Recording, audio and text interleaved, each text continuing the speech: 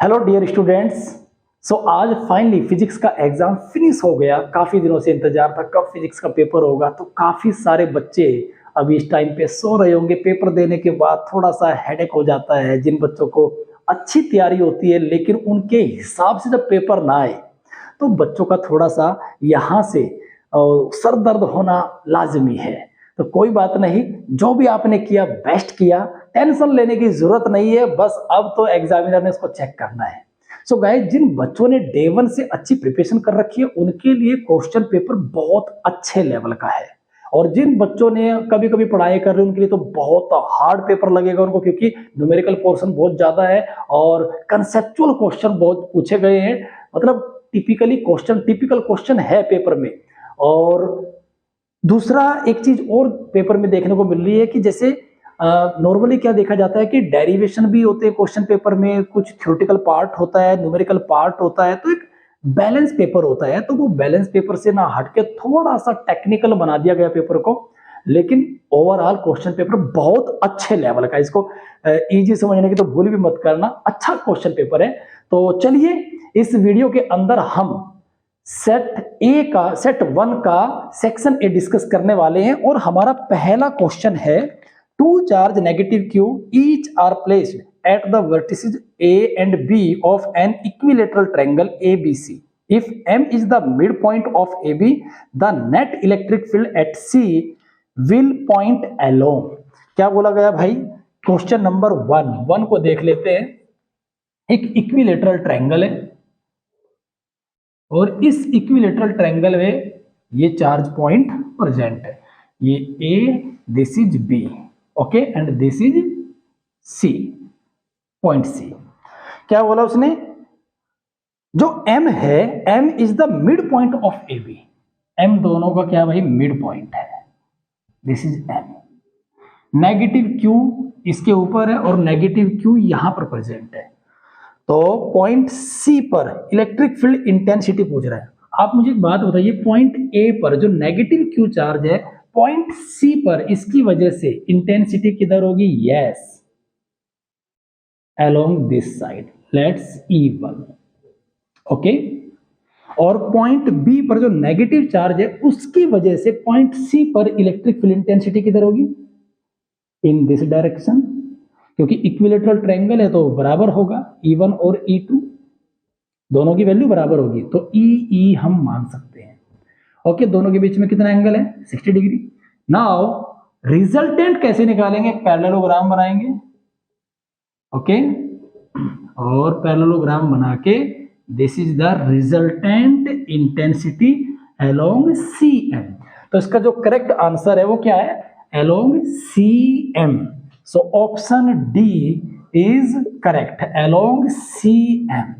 तो पहले का आंसर ये है गाइज। दूसरा, टू स्टूडेंट्स हैज 3 रजिस्टर्स। एक स्टूडेंट है जिसके पास 3 रजिस्टर है और हर एक रजिस्टर का रेजिस्टेंस R है। To obtain a resistance of total resistance, second question में पूछा गया भाई टोटल रेजिस्टेंस 2/3R होना चाहिए, तो उनको कैसे कनेक्ट किया जाए? देखिए, अगर वो 2 रेजिस्टेंस को सीरीज में ले ले और एक रेजिस्टेंस को पैरेलल में ले ले, ओके, R, इन दोनों का सीरीज में हो गया कितना? 2R। ये दोनों का इकट्ठा कंबाइन कितना हो गया guys? 2R। Now 2R and this R in parallel, तो नेट कितना जाएगा हमारा? दोनों के ऊपर क्या करेंगे? मल्टीप्लाई, और नीचे दोनों का सम 2R प्लस R कितना हो गया? 3R। R से R कैंसिल, तो 2R/3। तो ये नेट रिजल्टेंट तभी पॉसिबल है जब 2 को सीरीज में और एक को उनके साथ पैरेलल में कनेक्ट किया जाए। ऑप्शन C इसका राइट आंसर है, ऑप्शन C। तो सेकंड का हमारा ऑप्शन C राइट आंसर होगा। नाउ इसके बाद है भाई, 1 centimetre straight segment of conductor carrying 1 ampere current in x direction lies symmetrically at origin of Cartesian coordinate system. The magnetic field due to this segment at point 1 meter, 0. चलिए देखते हैं कि question में क्या बोला गया है। इस क्वेश्चन में उसने क्या बोला? छोटा सा सेगमेंट दे दिया और छोटे से सेगमेंट की वजह से वो मैग्नेटिक फील्ड पूछ रहा है। और आपको पता है बियो-सावर्ट लॉ, जो हमारा बायो-सावर्ट लॉ है, उसकी हेल्प से हम स्मॉल सेगमेंट की वजह से, ये मेरे पास this is y coordinate and this is x coordinate, x, this is y and this is z inner side. Now जो सेगमेंट है 1 सेंटीमीटर का, वो अलोंग x एक्सिस ऐसे रखा हुआ है। ये मेरा करंट एलिमेंट है जिसकी लेंथ दी है उसने 1 सेंटीमीटर। और करंट कैसे चल रहा है इसमें? करंट चल रहा है हमारा इस डायरेक्शन में। This is the direction of current along the x direction. Okay, 1 ampere का करंट है भाई, आई दे दिया। करंट कितना है इसमें? 1 एम्पियर। नाउ क्या बोला इसने भाई साहब ने कि एक पॉइंट है, ठीक है, पॉइंट 1 m मान लेते हैं, ओरिजिन से यहां तक 1 मीटर एंड दिस इज 1। तो ये x डायरेक्शन में कितना चले? 1, y डायरेक्शन में कितना चले? 1। तो पॉइंट मेरा कहां पे बनेगा? ये मेरा पॉइंट बन गया 1 1 0। ओके, तो इसकी वजह से यहां पर मैग्नेटिक फील्ड कितना होगा? तो करंट एलिमेंट और इस डिस्टेंस के बीच, एक तो मेरे को डिस्टेंस चाहिए, एंगल कितना बनेगा? Yes, 45 degree. ओके, 45 डिग्री अपना क्या बन गया? एंगल। करंट एलिमेंट की वैल्यू दी हुई है 1 सेंटीमीटर और मेरा बियो-सावर्ट लॉ क्या बोलता है? छोटा सा मैग्नेटिक फील्ड होगा पॉइंट P पर, उसकी डायरेक्शन हमें पता होनी चाहिए, क्योंकि अगर ये x डायरेक्शन में करंट जा रहा है और कौन सा राइट हैंड पाम रूल लगाएंगे, तो this is the current. Current किधर रखेंगे हम अपना? ये रहा अपना करंट, इधर है हमारा, और हथेली को रखेंगे r की डायरेक्शन में। नाउ परपेंडिकुलर, क्या? Perpendicular of the palm. Palm का जो परपेंडिकुलर बनेगा, हम r and this is the perpendicular of the arm represent the direction of magnetic field। मतलब मेरा मैग्नेटिक फील्ड यहाँ पे क्या? परपेंडिकुलर, आउटवर्ड, बाहर की तरफ आएगा। और ये वाली जो डायरेक्शन होती है क्या होती है? z axis, along the z axis. So guys, mu not upon 4 pi I D L sine 45 upon इन दोनों के बीच का डिस्टेंस, अगर ये 1 मीटर है और ये भी 1 मीटर है, y का वैल्यू कितना है? 1, x का वैल्यू कितना है? 1। तो ये कितना हो जाएगा? √2। पाइथागोरस लगाएंगे, √1² + 1² √2। तो अपॉन में r स्क्वायर, r का स्क्वायर करेंगे तो कितना आ जाएगा हमारा? √2 का स्क्वायर 2। सारों की वैल्यू पुट करेंगे भैया, तो कितना हो गया? 10⁻⁷ I1 और dl की वैल्यू है 1 सेंटीमीटर, मतलब 10⁻⁻2 साइन 45 होता है 1/√2 इंटू में 2 साथ में है। ओके, तो ये बन गया हमारा 10⁻⁹ और along the z direction, z की डायरेक्शन में रहेगा हमारा z axis, along the z axis.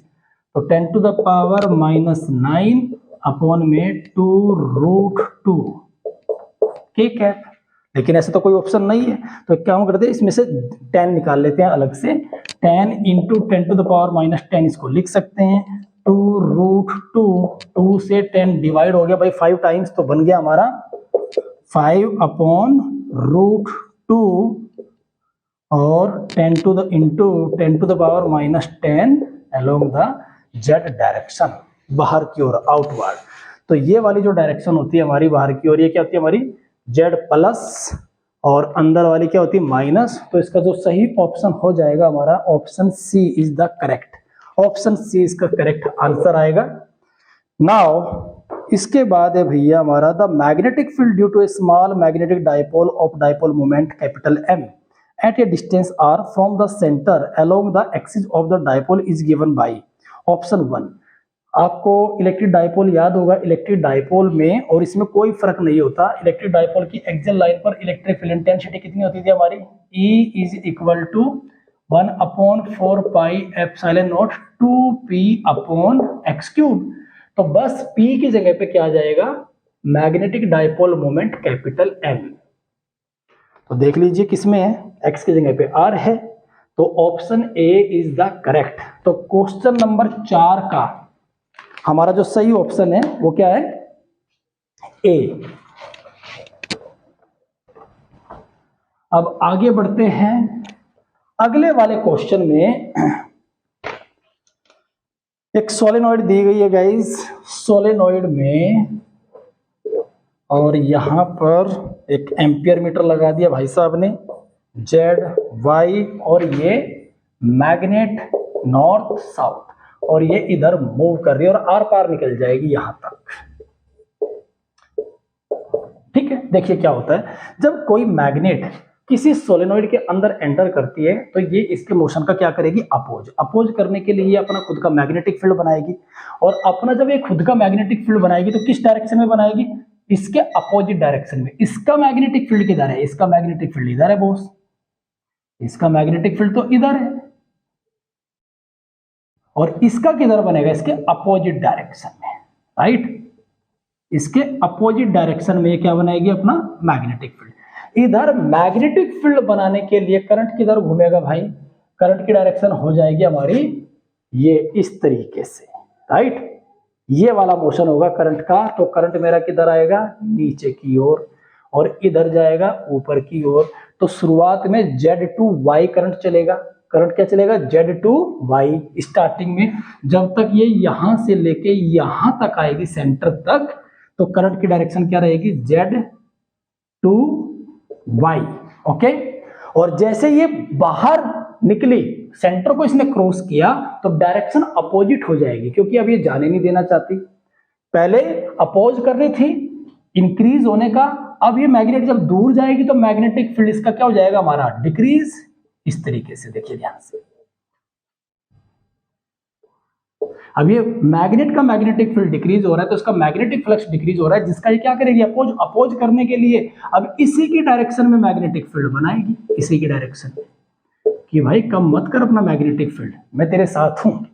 और जब इधर मैग्नेटिक फील्ड बनाएगी, अब करंट कैसे घूमे, पहले ऐसे घूम रहा था, अब करंट ऐसे घूमेगा, राइट। इधर मैग्नेटिक फील्ड बनाने के लिए अंगूठा इधर है ना, मैग्नेटिक फील्ड इधर चाहिए तो करंट को ऐसे घुमाना पड़ेगा, पहले इधर चाहिए तो करंट को ऐसे घुमाना था। तो अब क्या हो जाएगा, Y to Z, डायरेक्शन इसकी चेंज हो जाएगी, तो फिर हो जाएगी हमारी Y to Z। अब ये देखिए ऑप्शन कौन सा करेक्ट माना जा रहा है, हमारा B। इसमें काफी कंफ्यूजन रहता है करंट के डायरेक्शन को लेके, तो option B is the correct answer. Okay, जो डायरेक्शन मैंने लिया उसके अकॉर्डिंग ऑप्शन B आ रहा है। अगर आपका तरीका कुछ और हो सकता है डायरेक्शन लेने का, तो हो सकता है उसमें कुछ चेंज भी आ जाए, बट जिस तरीके से कंसेप्ट इसका बनता है, तो इसके हिसाब से ऑप्शन B इसका करेक्ट आंसर है। सो गाइज, अब इसके बाद अगला है हमारा question number 6। The alternating current I in an inductor is observed to vary with time t as shown in figure। Graph दे दिया भाई, और उस ग्राफ में टाइम के हिसाब से करंट वेरी कर रहा है। चलिए बना लेते हैं, करंट के हिसाब से, हाँ करंट टाइम के हिसाब से वेरी कर रहा है। देखिए ध्यान से,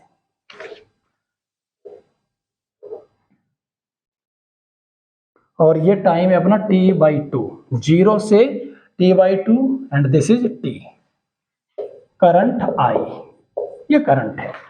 मुझे एक बात बताइए, इंडक्टर के अंदर वोल्टेज का फॉर्मूला क्या होता है, V = L di/dt, यही होता है ना। di/dt क्या है, slope, this is the rate of change of current. तो di छोटा सा करंट अपॉन dt, ये छोटा सा टाइम लिया मैंने dt, और dt टाइम में मेरा करंट में कितना चेंज हुआ, this is dt and this is di dt, ठीक है, di/dt। ठीक है, जो स्लोप है मेरा एट एवरी पॉइंट क्या है, मेरा कांस्टेंट है, तो di/dt मेरा बदल नहीं रहा, स्लोप तो इसका फिक्स है ना भाई, स्लोप di/dt तो मेरा फिक्स है। तो जब स्लोप मेरा फिक्स हो गया, ये कहीं बदल नहीं रहा, तो ये क्या हो गया, कांस्टेंट। तो V = L K, मतलब मेरा वोल्टेज इस टाइम से लेके 0 से लेके t/2 टाइम तक क्या रहेगा, कांस्टेंट रहेगा, बदलेगा नहीं, एल के बराबर रह जाएगा अगर कांस्टेंट को मैं 1 मान लूं, ठीक है। उसके बाद स्लोप देखिए, यहाँ पे क्या है 90 डिग्री से छोटा है स्लोप, और यहाँ पे क्या हो गया, बड़ा हो गया, तो नेगेटिव में पहुंच जाएगा।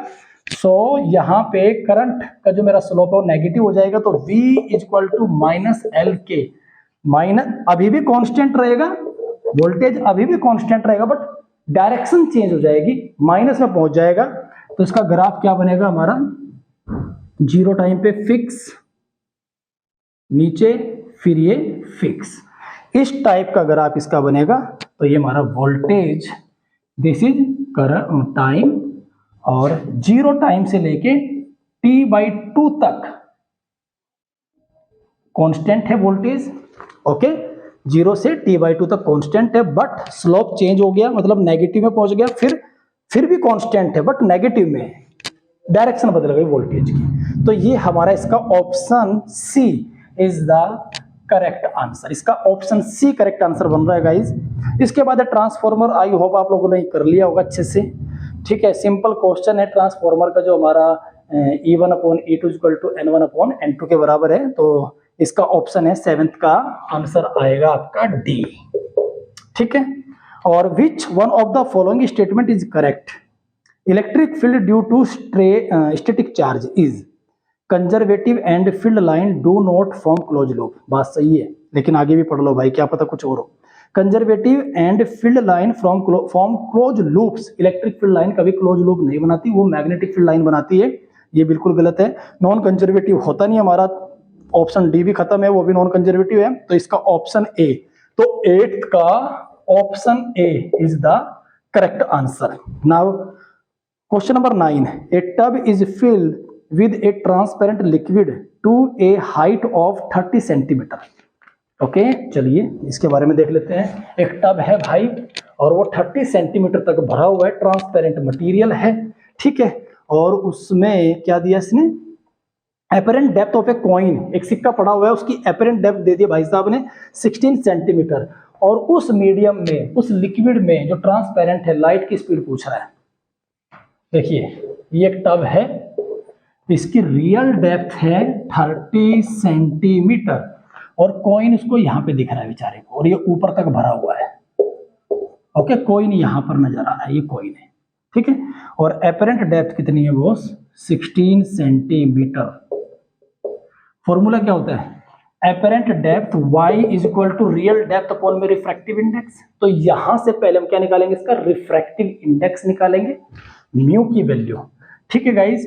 तो mu is equal to x/y, x कितना है 30, रियल डेप्थ, एपरेंट डेप्थ कितनी है 16, इसको डिवाइड करेंगे, 16 1 जा 16, कितना बच गया भैया 14, 140 पे चलाएंगे तो 16 7 112, 16 8 128, ओके।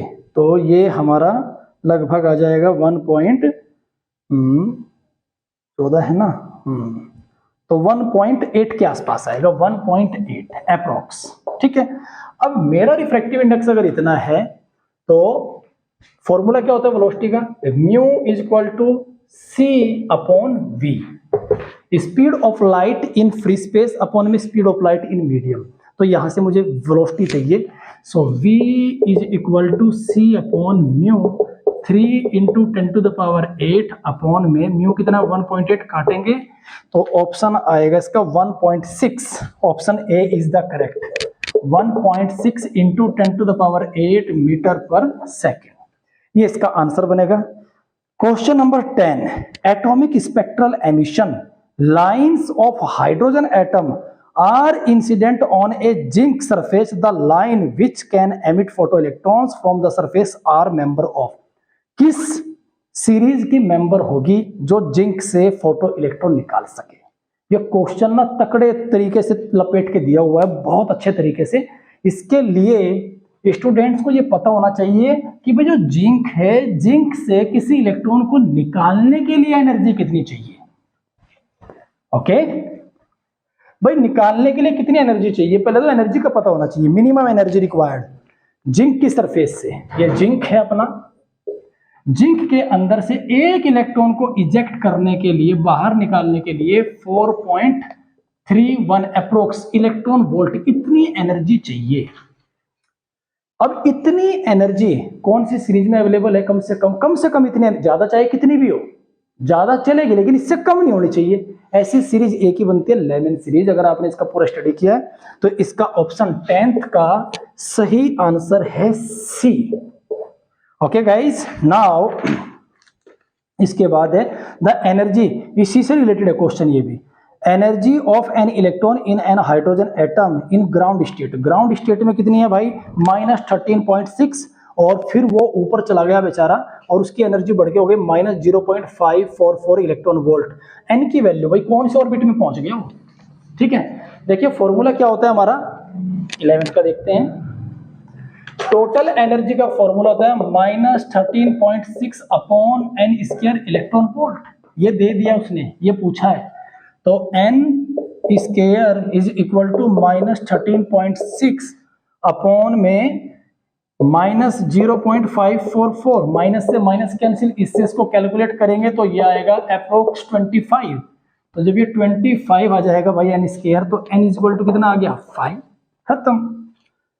तो 11th का हमारा जो करेक्ट आंसर है D is the correct answer.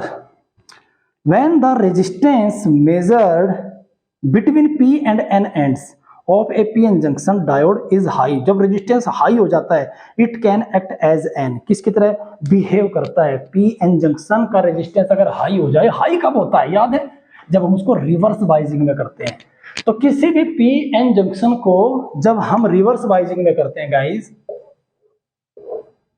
ये मेरा PN जंक्शन है, PN, P पे क्या लगा दिया भाई? नेगेटिव, और N पे क्या दे दिया? नीचे से पॉजिटिव। तो पॉजिटिव देने से हम क्या देखते हैं? डिप्लेशन लेयर की चौड़ाई बढ़ जाती है, इसका पोटेंशियल हाई हो जाता, पहले से ही हाई था, पहले से इसका पोटेंशियल हाई था और हाई कर दिया, इसका लो था और लो कर दिया नेगेटिव देके। तो इन दोनों के बीच में एक स्ट्रॉन्ग इलेक्ट्रिक फील्ड डेवलप हो जाता है जो पोटेंशियल बैरियर का काम करता है। तो आप लोगों को कुछ नजर आ रहा होगा, ये एक तरह से अलग और ये एक तरह से अलग। तो यहाँ पे पॉजिटिव और यहाँ पे क्या आ गया? नेगेटिव। तो ये जो रीजन है बीच बिटवीन द ये जो डिप्लेशन लेयर का रीजन है किसकी तरह बिहेव कर रहा है? लाइक ए कैपेसिटर, कैपेसिटर की तरह। कैपेसिटर में तो भाई इलेक्ट्रिक फील्ड दो रीजन के बीच में, ठीक है। अब आप कहेंगे सर उसमें तो फ्री स्पेस होता था, लेकिन उसमें मटेरियल मीडियम भी होता था, राइट। तो ये हो जाएगा हमारा 12वें का सही answer, option C is correct answer. Okay, like as a capacitor. Now assertion and reason देख लेते हैं। Question number 13। क्वेश्चन नंबर 13 का, in a semiconductor diode the thickness of depletion layer is not fix. बिल्कुल बात सही है, सत्य है। Thickness of depletion layer in semiconductor device depend upon many factors such as biasing of the semiconductor. ये बात भी सत्य है। तो दोनों ही सत्य है और रीजन भी इसका सही है, करेक्ट है। तो इसका है हमारा ए। ओके, इसमें असर्शन भी सही है और रीजन भी क्या है? सही है, और उसका करेक्ट रीजन है वो, ठीक है। क्वेश्चन नंबर 14 में क्या दिया? In Bohr's model of hydrogen atom the angular momentum of an electron nth orbit is proportional to the square root of its orbit radius. बिल्कुल सही बात बोली है कि जो रेडियस होती है भाई वो n के डायरेक्टली प्रोपोर्शनल होती है, बात सही है, ठीक है। लेकिन according to Bohr's model electron can jump to its nearest orbit only. ये बात बोर्स ने तो नहीं